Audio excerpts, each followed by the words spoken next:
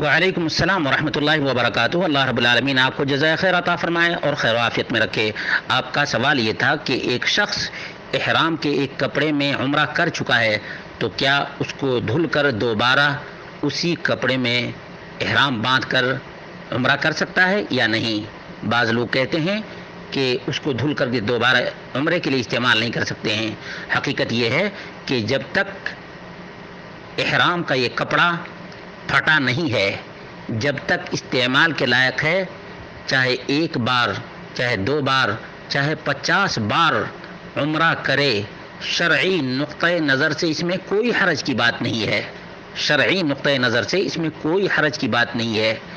بعض لوگوں کا یہ کہنا کہ اس کو دھل نہیں سکتے، دوبارہ استعمال نہیں کر سکتے ہیں، شرعی نقطۂ نظر سے یہ اسراف ہے۔ ان اللہ لا يحب المسرفین، فضول خرچی کرنے والے کو اللہ رب العالمین پسند نہیں کرتا ہے، یاد رکھیے گا۔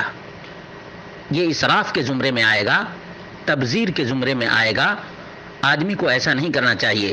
اگر اس کے پاس استعمال کے لائق احرام کا کپڑا ہے تو 1 بار، 2 بار، 3 بار نہیں، 10 بار، 20 بار استعمال کر سکتا ہے۔ شرعاً اس میں کوئی ممانعت نہیں ہے۔